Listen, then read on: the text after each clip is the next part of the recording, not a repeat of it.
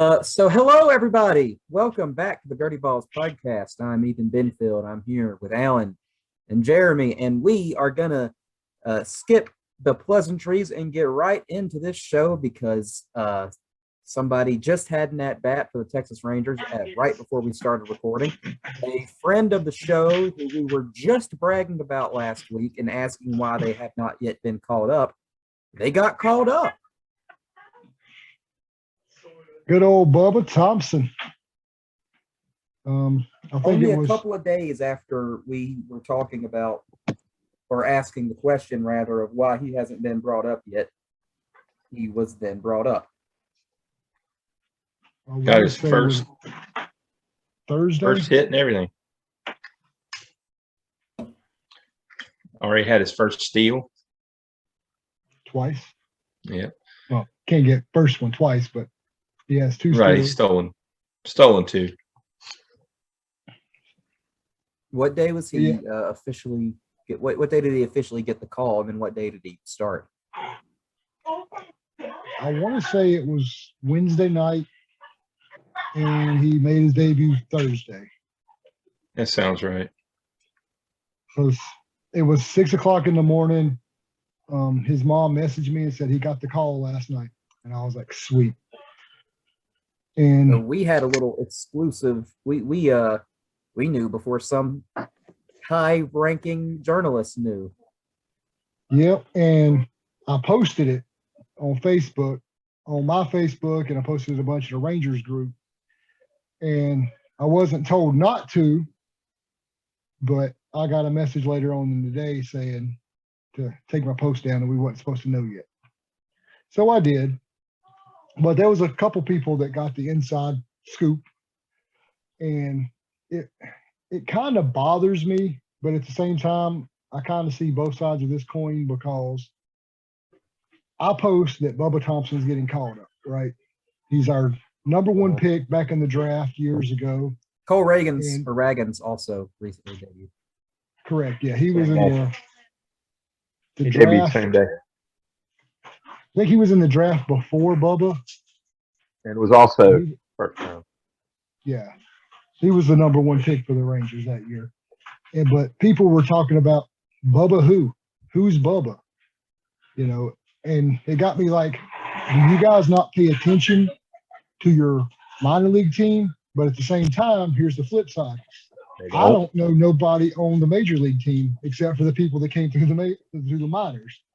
So, you know, there's people that really care about the majors who don't give two craps about the minors, and minors and don't give crap about the majors. So, and I watch I would say a medium amount of Rangers Major League Baseball, so I know the team a little bit, but not. You know, I am more of a Braves fan than a Rangers fan, but I do keep up with the Rangers. I guess I'll call them my second favorite team, even though I'm not really a fan of that concept. But real quick, not counting the bat that just happened, he struck out. He's had 15 at bats, 2 hits, 4 strikeouts, 2 stolen bases. His average is 133, an OBP of 133, and a slugging of 133. So that was before the last one. It just went down a little bit, added 1 strikeout. So, but you know, he made it to the show. So, yep. That's all. I was extremely happy. Yeah, and there's a learning curve too. Yeah. You know, And he's had some pretty good. Go ahead.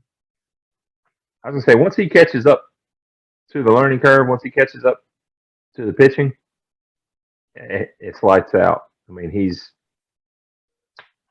just gonna go off. He's had some really good defensive plays. So, you know, it's there. People are very amazed on how fast he is. Yeah, we know because we've seen it in action how fast he can be. But I mean, they're going to see it pretty soon because he's already got 2 stolen bases and only a handful of games. And you know, stolen bases is kind of a disappearing thing in baseball. I mean, it's not gone completely, but it's a lot less prevalent than it used to be. But Bubba's he's gonna steal a lot. Yeah, I mean, his first hit was a bunt. So he reached first base, his first hit on a bunt. I mean, he was flying. out of the batter's box. Mm-hmm. But before we go any further, Ethan, stand up a little bit. Show off that awesome merchandise that we have for sale. Well, it's already been Right shown on. off once, but here it is on me. This is also my Price is Right tryout. Stand up a little further so we can see the bottom of the shirt. Okay. There we go. All right. Lighting might not be the best, but there it all is. So yeah, go pick up your shirt. Links in the bio. Yes, Support the please. channel. Help us get better equipment. And some of y'all might want to go a size up because this shrunk quite a bit in the laundry. It still fits, but it's tighter than it was when I first got it. They are cotton. Well, May want to, or you may want to learn how to wash laundry. Yeah. To be fair, y'all shirts are different from what's being sold. Oh, okay. These- Well, never mind then. I bought these shirts for us before I started putting them on the website. So these were exclusive to us. And if you do get a cotton shirt that's not pre-shrunk, wash it inside out in cold water. And don't dry it. Hang it dry. Don't dry it. Hang it up. So, but Ethan, do we have a 1-star this week?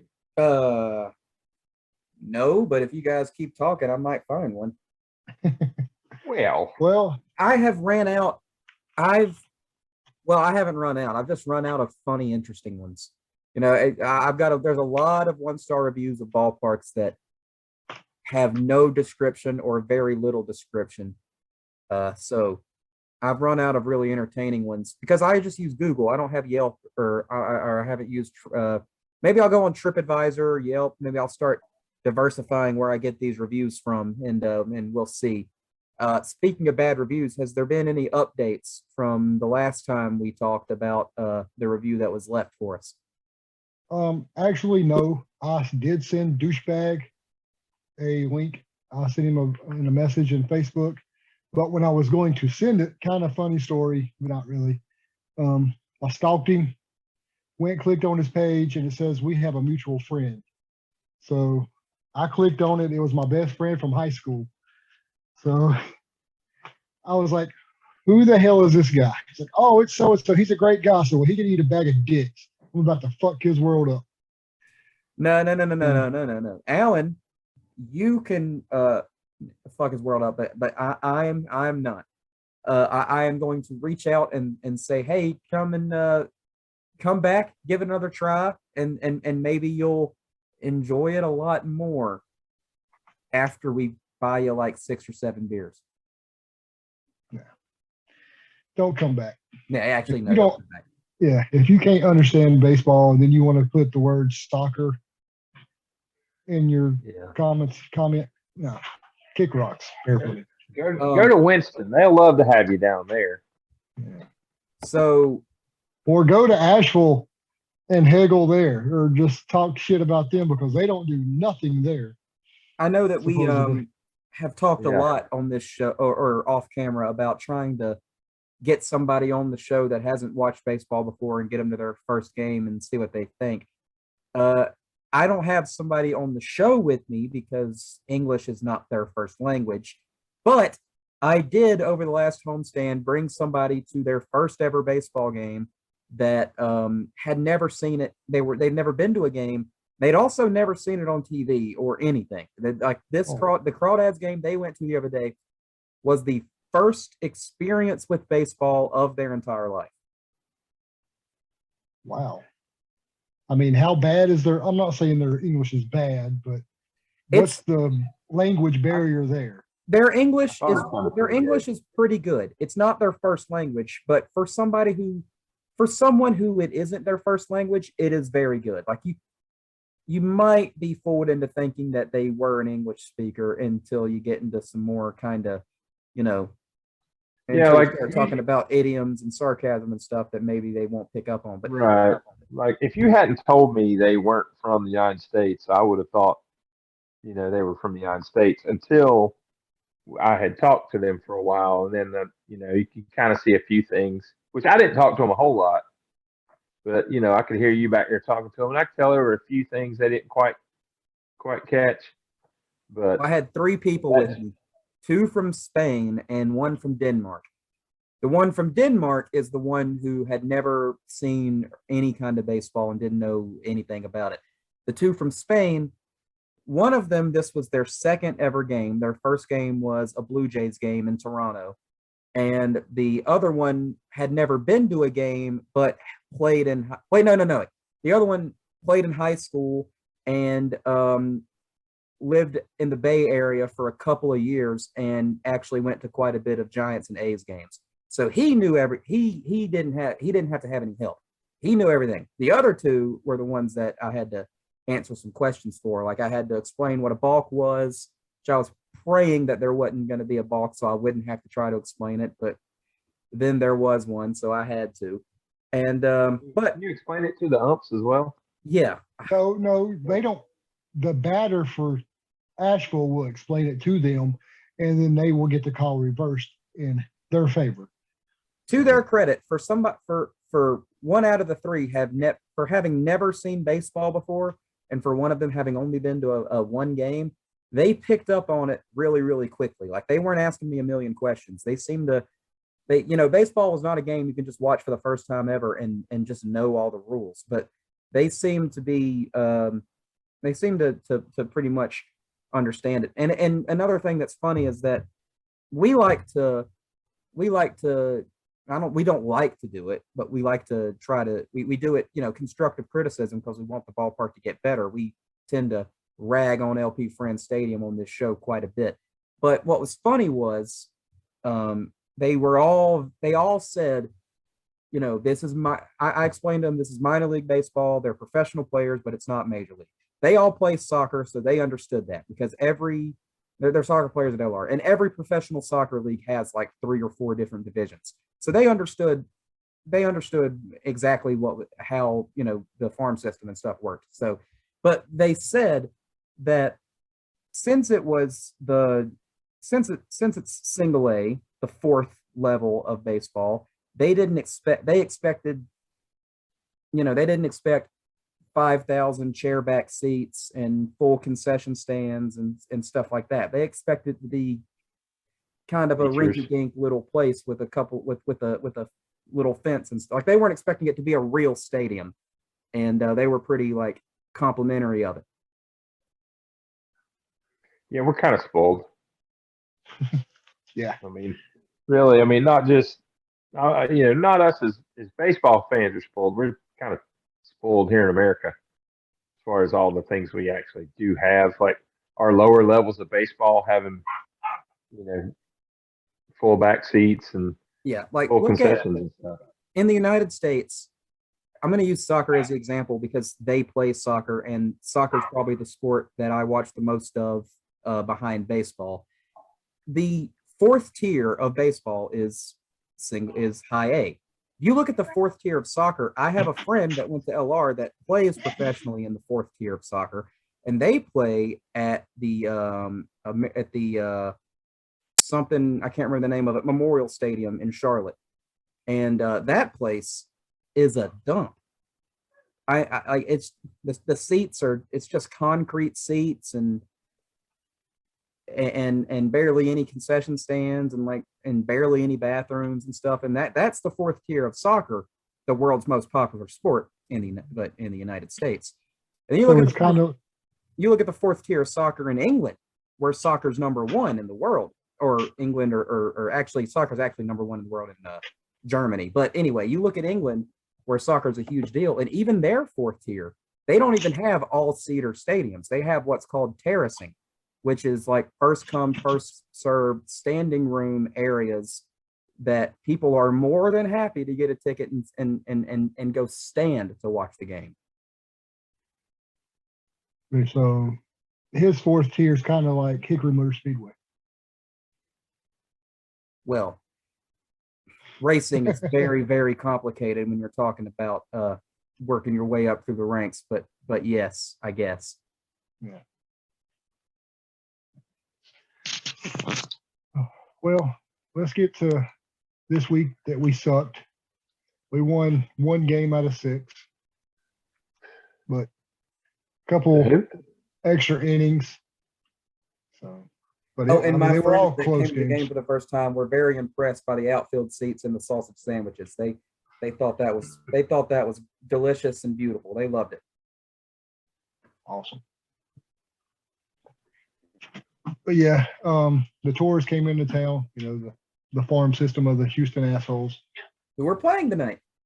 Exactly. And yeah, they are definitely assholes. So supposedly their manager wants to run their mouth and call us a bunch of idiots in 108, but yet doesn't have the balls to say it to our face or even acknowledge it when we say something to him. Wait. You guys didn't let me in on the wearing Asheville clothes and dramatically taking them off gimmick. How come I have a jersey? I could have done it too. I don't know. I never get to wear that. I mean, so You had to represent the podcast. I have like 17 giveaway jerseys from Asheville. yeah. I Every could've time used you any of them. go to Asheville, you get a jersey. It's just the way it is there.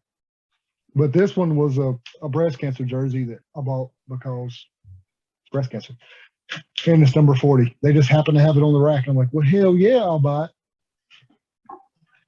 Hey, Leody Tavares, another former Crawdad, is at bat now for the Rangers. This is the first time we've actually been watching a Rangers game while doing this show.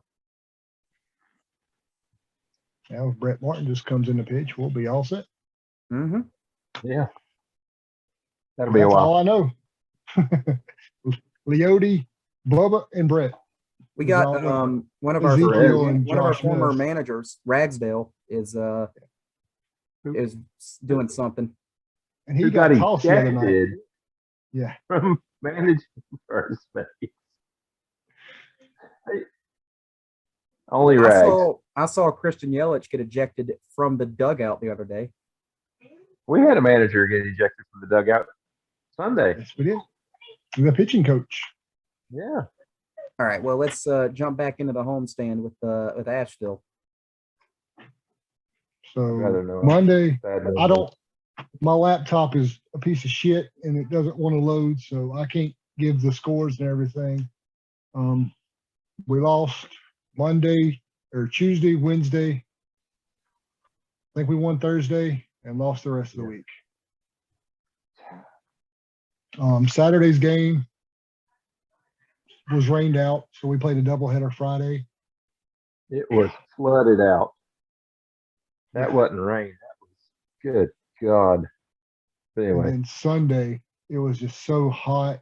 I sweated my sunscreen off, and my back of my head is red as Conrad. Well, there's a So- reason why Southern white people often get called rednecks, and that's the reason, because we often have rednecks. But there was some fans that came, Speaking of rednecks, say, Wednesday night. no, because I wasn't there Wednesday night, and I remember them being there. They were there they were there Thursday and Saturday, I thought. no. Unless we're No, talking about it was- different people. Well, nobody there One- Saturday. Or Thursday and Friday. They were there Wednesday night. Thursday is when you saw them. And then Friday, they were there Yes. as well. I was there because I was not there Tuesday and Wednesday. I was there Wednesday, Thursday, and Friday. Wednesday, they sat pretty much behind or towards Jeremy and overheard Yep. us. And then Thursday, they came and sat with us in 107 and haggled the shit out of us. So, but after the game, this is why Jennifer told you that they was not Asheville fans. The reason they sat over there Thursday is because they had so much fun. Wednesday, they came back to mess with us. And then Tim asked them after the game, well, how did that work out for you? And they said, not too good. That we handled it pretty damn good. And then Friday night, they haggled us a little bit. And all in fun, of course. And after the game, Very back and forth That- game Friday. they actually Probably was a good game. they are players from the Chili Peppers who are in the same league as the Savannah Bananas. So they're in the or whatever collegiate ball. They're actually players, and they just had fun at the game, and so they had to go back. That's what it's all about. Yeah. Yeah. So it They were was counting. They were counting walks as a play on counting the steps after a strikeout. That was fun. Pretty funny. We got to do our little dance from Ashville. We got to do that. Yep. And their staff showed up, sat behind the first base dugout, and they were loud. They were cheering. They showed up and showed out. Mm-hmm. That's good. I like a Oh yeah, fan base. Hey, and to it appeared to me like they took the same approach that we take when we go to a visiting stadium. We cheer for our guys, and we won't heckle their guys unless they give us a reason. So I had to applaud them for that. Our staff goes to a game, and you don't know where they're at unless you see them buying a beer. There's one difference. There's one when we go to watch a game in Asheville, we make a whole day of it. We go to craft breweries and a nice restaurant and do this and that because Asheville's a city with a lot of different stuff to do. When they come to Hickory, I can't imagine they do anything. They probably just go to the game and go straight home. How can you make it? There's nothing to do here. Exactly, Jeremy, because there's nothing to do here. I don't know how you make a whole away day, as it were, coming to Hickory because we don't really have anything to do. Well, I need to go to MiLB.com, and then they have a list of teams that they're going to do every single minor league team, and it tells you, about the team and then what to do around the stadium and all that good stuff. It's called the ballpark guide. Yeah, like I said, I need to read that and see what they suggest they do here in Hickory. But I mean, it is not very far from things to do in Hickory, but there's not a lot like Asheville. I mean, you do have a good point. Asheville has way more to do than we do. Well, but especially we do have bars you can go to if that's your thing. All kinds of stuff. There's shopping. For people that like beer, you spend a week in Asheville, go to 5 different breweries every day, and after the whole week, still not be done. Yeah, true. That's why they're Beer City. Yeah, what are you gonna do here? Furniture. Yeah. Back to this week's games. Can we say that there's probably worse umps than Denver or Dangerfield? No, they made some bad calls this week, but they're not as bad as Denver. Yeah, Denver and TJ.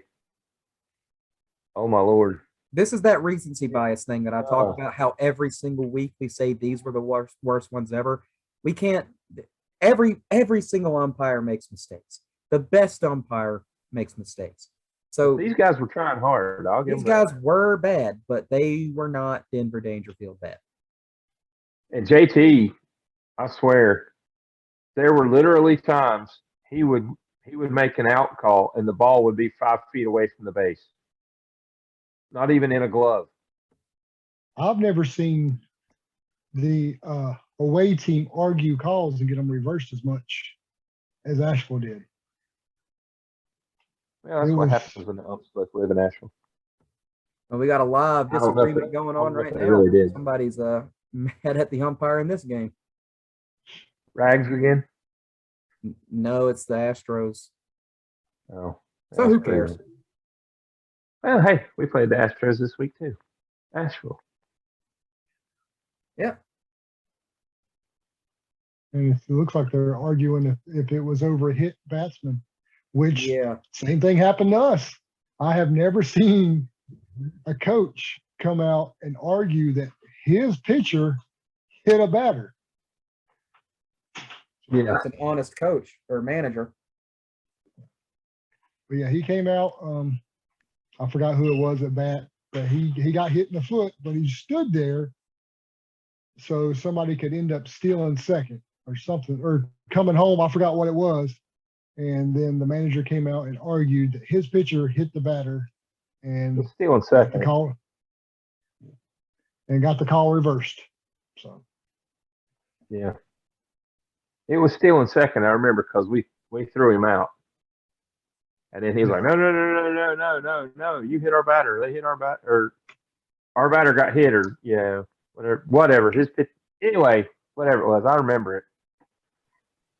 It was screwed up, and I tried to block it out. Okay.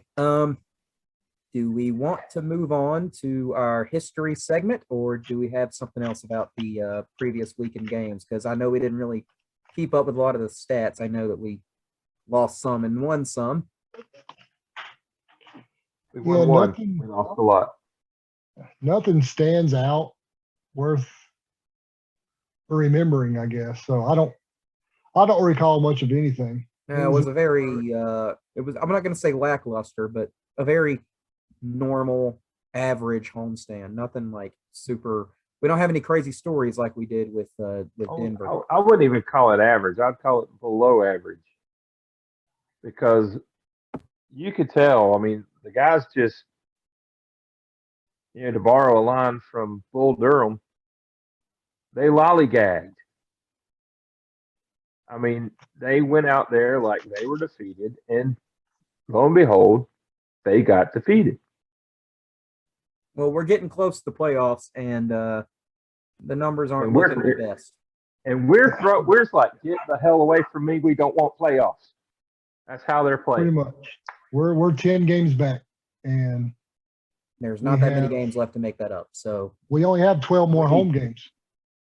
We need one team to win other than us, and we need two teams to lose. We're not making it. Yeah, I'm gonna go ahead and say it here. We're not making it. It's a little bit out of reach. I pray and I hope I have to eat those words, but we're not making the playoffs. Are you gonna playoffs? I was gonna say, are you gonna make a crazy bet for the playoffs? Because just a little sidebar, it has to do with baseball, so it's not like one of my other sidebars that are about wrestling or some shit. I saw a YouTube video today about a former Pittsburgh Pirates player turned broadcaster that had to walk 300 miles from Philadelphia to Pittsburgh because there was a game where the Pirates had scored 10 runs in the first inning against the Phillies and made it 10-0 it was 10-0 in the top of the first. And the Pirates broadcaster said, if we don't win this game, I will walk back to Philadelphia. And then, or I'll walk back to Pittsburgh. And then lo and behold, through some weird baseball magic, you don't want to make the baseball gods angry by making a claim like that. There was Bubba's batting. There was a miraculous comeback. The Phillies came back to not only win, but win 14-10. So they won in convincing fashion. And he didn't walk back to Pittsburgh that night, but everybody, and the story of the game is interesting enough because there was this one player that had like a 125 average that had only hit like 2 home runs in his 500 at bats, and somehow hit 2 home runs in this one game and like was the hero of the game. But anyway, I'll send you guys this YouTube video. It's crazy. And he didn't do it that night. He kept not doing it. And everybody kept giving him shit for it, saying, hey, you said you're going to walk back to Pittsburgh. And they kept holding him to it. And then after the game, after the season was over, they organized it as a charity event. And he actually did eat his words and walk all the way from Philadelphia to Pittsburgh, which is 300 miles and across some mountains. Well, tell you what, I'll make a bet. If we make the playoffs, I will walk all the way from my car in the parking lot to my seat. I think I can do that too. Yeah. And y'all can rib me all you want for saying, hey, you remember you said we wouldn't make the playoffs? I would love that. I would love to eat those words. I'll give one free shirt away.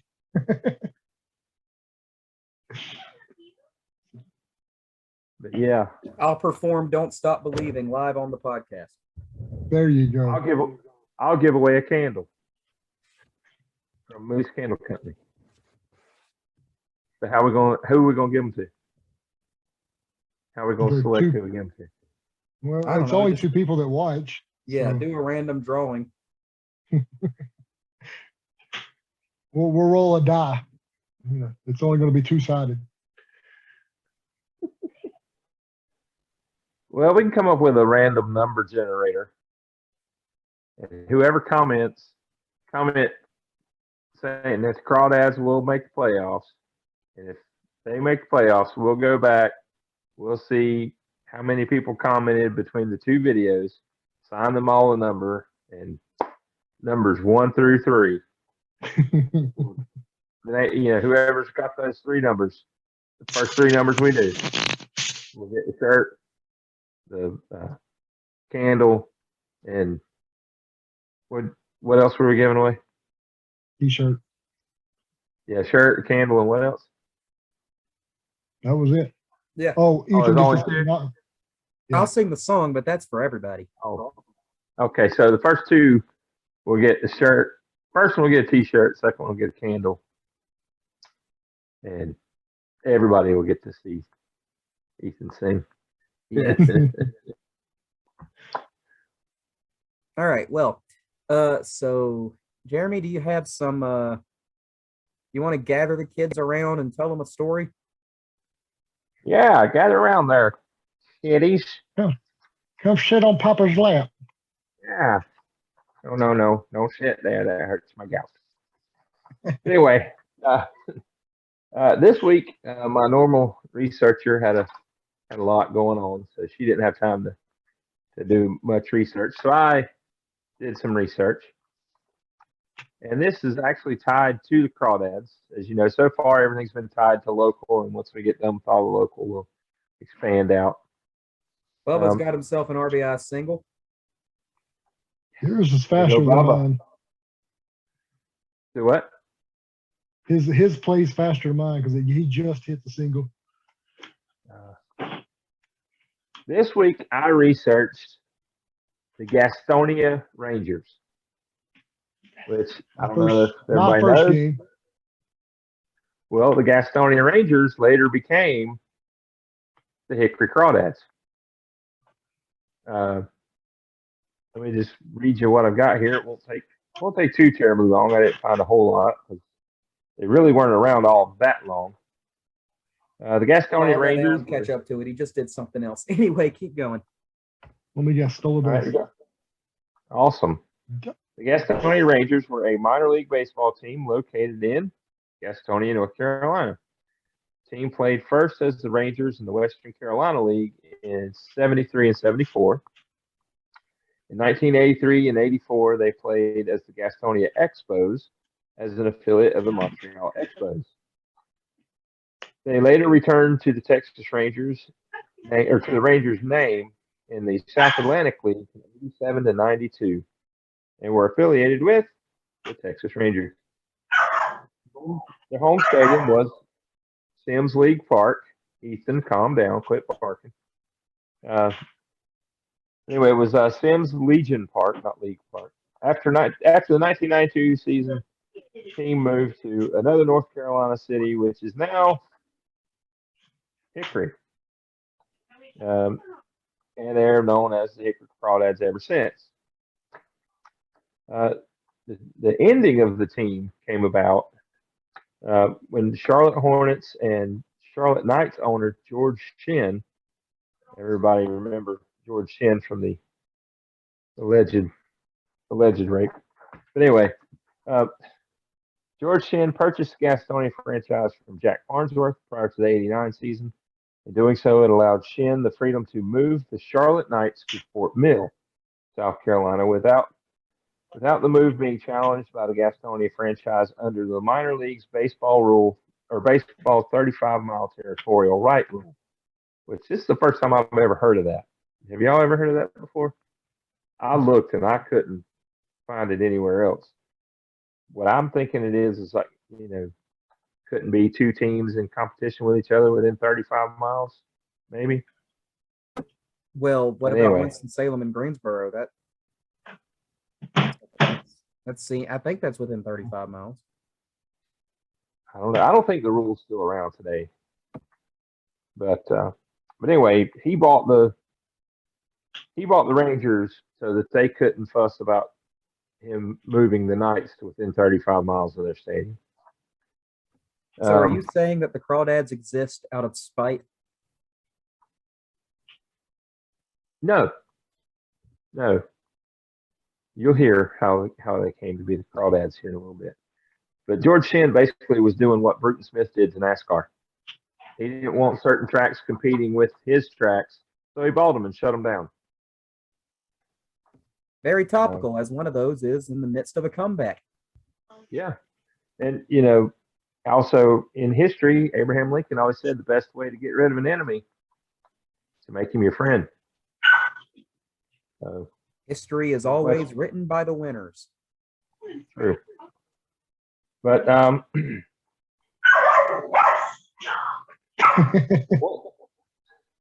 once Shinn was able to acquire a Class AAA expansion franchise to play in Fort Worth, he no longer needed to control the interests of the Gastonia franchise and sold them to Donald Beaver.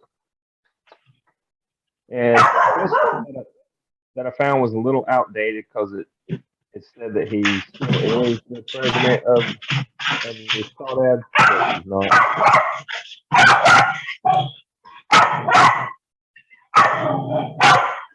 Hey. You know, Alan, you could just mute your audio and let Jeremy finish the story. I guess will. I don't know how. Good to see you. Okay. All right. We'll back up about 30 seconds there. All right. Like I was saying, this next part is a little outdated. Some things have changed since then. I'll try to update it as I go through it here. Donald C. Beaver was owner and president of the New Orleans Zephyrs. He was also the owner and president of the Class A South Atlantic League Hickory Crawdads and owner of the Class AAA International League Charlotte Knights. I do believe he's still part owner of the Knights. He does not own the Crawdads anymore. The Rangers own the Crawdads, but there are a few guys from Hickory Baseball LLC that still own a small part of the Crawdads, and maybe he's one of those, but I don't think he is. And has ownership in the Pittsburgh Pirates and is on their board of directors. I don't know if he still has that or not. He might. I don't know. Then it goes on to tell about Beaver's history. Graduated from App State in '62, has a master's degree and all this stuff. But anyway, that's not why we're here. I'll go on to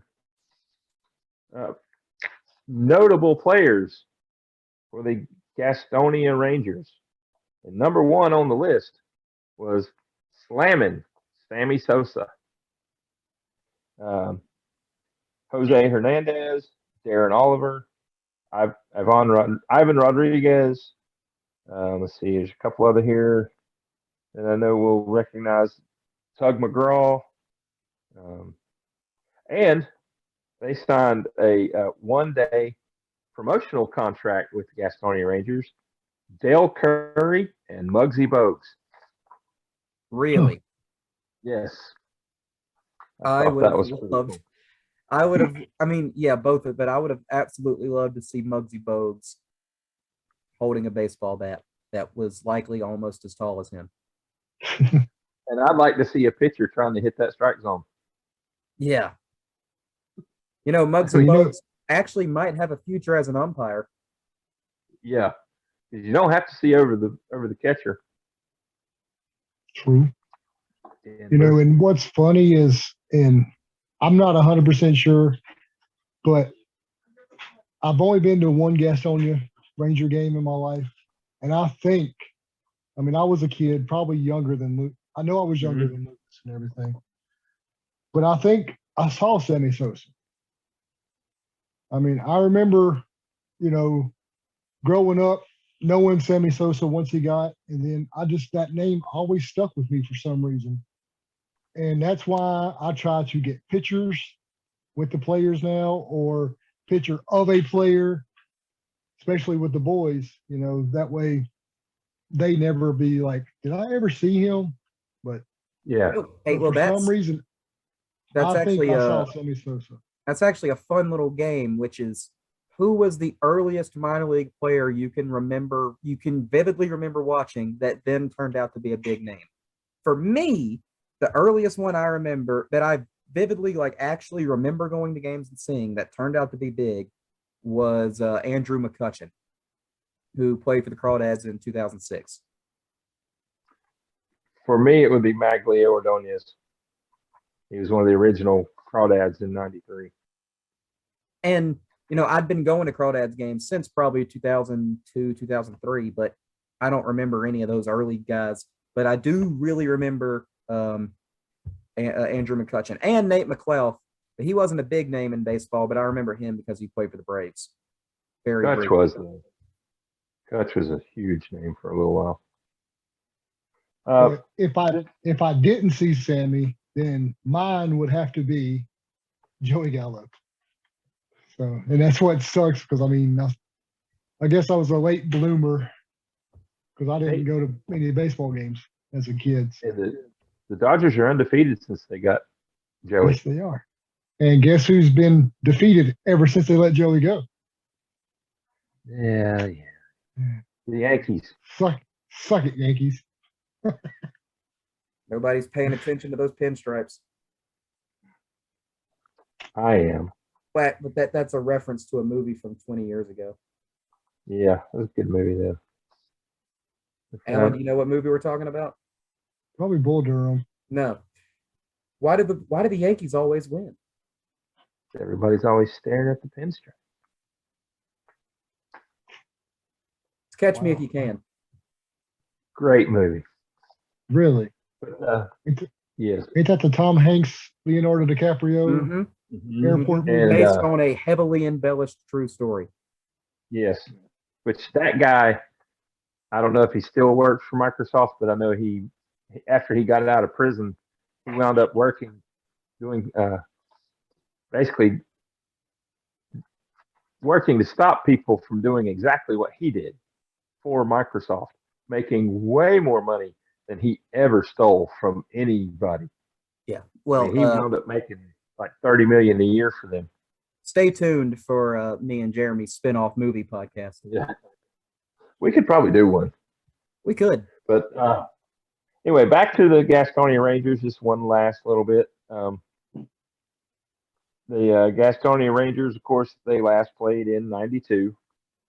But in Gastonia, since 2002, the same ballpark has been home to the Gastonia Grizzlies, which is a collegiate Coastal Plain League team. And they are now home to the Gastonia Honey Hunters, which I think is a really cool name. And we will be there next month on the 3rd and 4th. Everything comes back around. Time is a flat circle. Yep. And now the Rangers are in Hickory. As now we're here since 2009. Yeah. Well, I do believe it's almost time for everybody's favorite part of the show, the part where we talk about the promotions that we may or may not have a lot of fun with. So, I will probably, because I don't know if we'll do a podcast next week, because we're on the road in Greenville this week. So I'm going Friday night. I'll probably go Friday. I'm going Saturday. You won't be sitting with us unless you already got your tickets. I don't, but I'll get one. I'll go sit in timeout. We're gonna be up on the monster. I would love to go on the rooftop if we can get enough people, but I don't think we have enough people or time to get the people to go. Yeah, I don't think we got the time. Maybe next year. We'll definitely do it next year. Oh, that can be my my going away celebration is a big group trip to Greensboro before I move. Yeah, that sounds good to me. Count me in. All right, well, we'll see what we can get or did. But yeah, we're on the road in Greenville. We're actually playing right now. I don't know what's going on in the game. So if y'all want to chime in with that. But we will be home next week against the Winston-Salem Hyphens. Yay. Yeah. So all the games are at 7 o'clock, except for Sunday, of course. It's a 3 o'clock game. But we'll start off with on the 17th, which is Wednesday. It's a salute to musicals and Wine Wednesday, of course.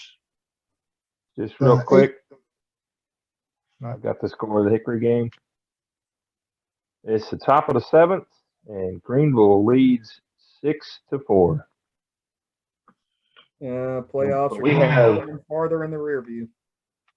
But we have 2 runners on, and I don't know, game day hadn't fully updated yet because it says the count is 4-1. I don't know if the 2 on is the guy that got walked.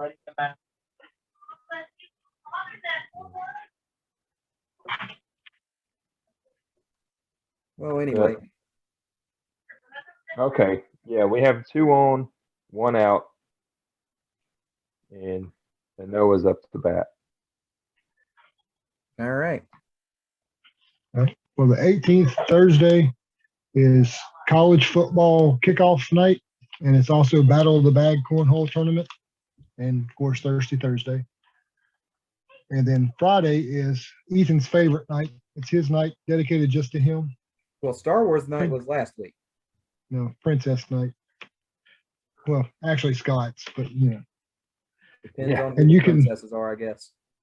you can buy a meet and greet pass to spend time with the princesses before the game. Anyway. And then, of course, there'll be fireworks on Friday. The 20th will be our very last Llama game of the season. So come out wearing your Llama's jersey, and you get a Llama gnome for the I want that. first 1,000 That people. llama gnome looks cool. Yeah, I'm camping out for that. Yeah. And then Sunday is the last Bark in the Park of the series and Church Bulletin Sunday, of course. So I will probably do one of those YouTube shorts if we don't do a podcast next week, just to remind everybody of the promotions. Yeah. But come out, like I said, this homestand and one more, and that's it. Ugh. We have I hate two this more time of year. chances. So we start referring to everything as last of the season, last this, last that. I hate it. I love it, but I hate it. Yep. Well, sorry we didn't go an hour and 45 minutes or 6 hours or 3 months or whatever we did last week. But yep, it's my bad that we're recording on Tuesday instead of Monday because I don't know, I ate something weird yesterday and spent 6 hours on the toilet. But here we go. Called Monday Night Raw. Well, I did watch that, but yeah, and it's been good, but that's not what we're here for. So thank you for watching, everybody. Come see us at the ballpark. Yes. have a don't forget good to time. like and subscribe and all that fun stuff. Go get yourself Go buy a shirt. and a Yes, candle. buy a shirt, buy a candle, Moose Candle Company. Just look me up on Facebook. You'll find Moose Candle Company on Facebook. All right. Well, thank you for watching. We'll be back when we have something worth being back for. So, yeah, peace.